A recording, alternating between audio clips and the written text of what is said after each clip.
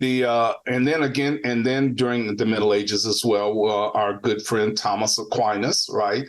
In the 13th century, Christian Europe was shaken by the rediscovery and distribution of the philosophical works of the Greeks, namely Aristotle and Plato, and the strong impetus given to the Aristotelian worldview by the very capable Spanish Arab philosopher Averroes, right? So there was a rediscovery of Aristotle, and of course it kind of lit up the intellectual landscape during that time.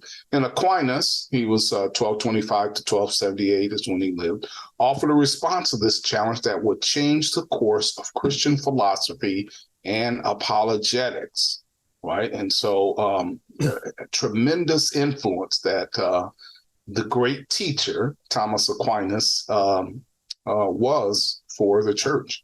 Yeah.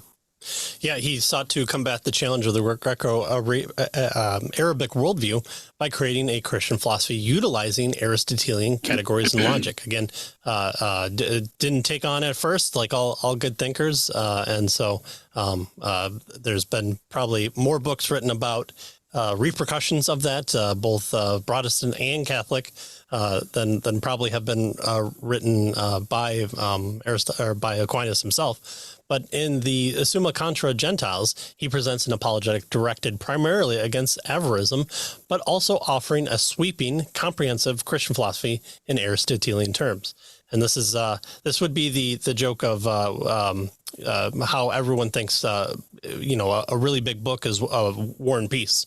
At least that was always the joke in Looney Tunes. But the Summa is multi-volume set that I'm still amazed that people of that time had the patience to do that type of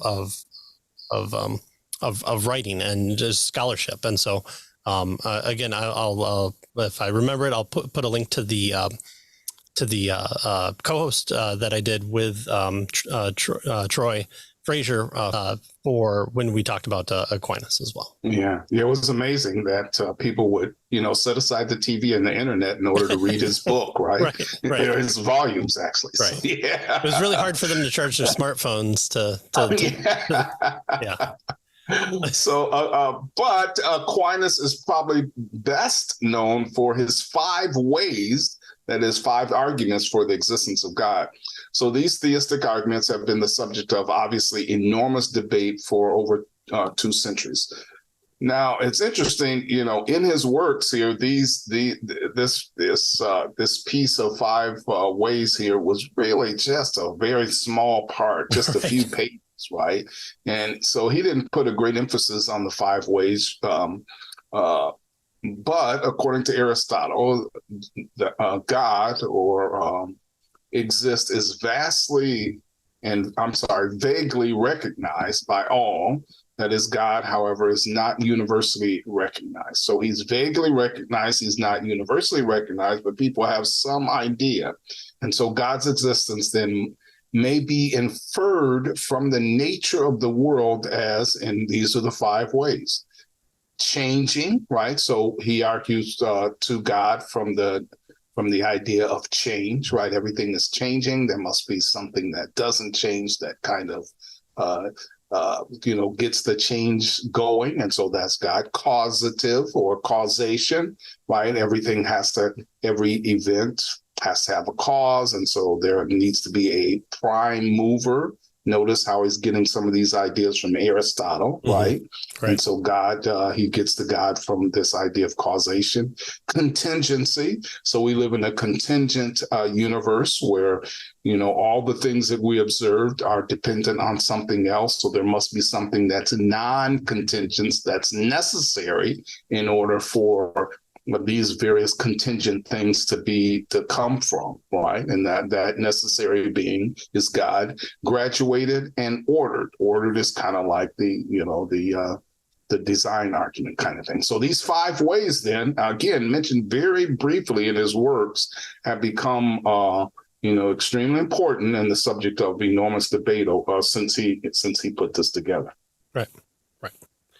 Well, these proofs, according to Aquinas himself, show that a God exists, but do not prove God per se.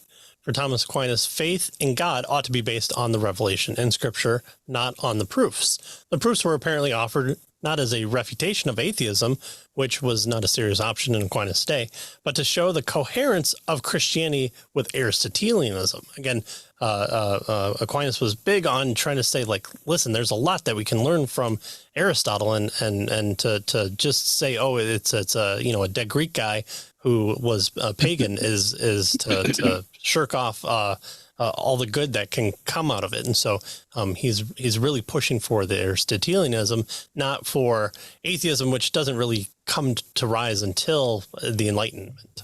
Yeah. So notice what he does here is he kind of, merges reason and revelation, right? What's the source of knowledge? Well, revelation. God, reveals himself. But you know what? The folks that don't believe that God exists or doesn't believe that, in God, they also can have knowledge. And where's their source of knowledge? Well, that is reason. And so he kind of combines in the notion of reason and revelation to help us see that these various sources. Now, still, reason is dependent on God, but the unbeliever, to a certain extent, can have knowledge because of the gift that God gives with regard to reason. And so that's kind of one of the things that he gave us, right, in terms of church history.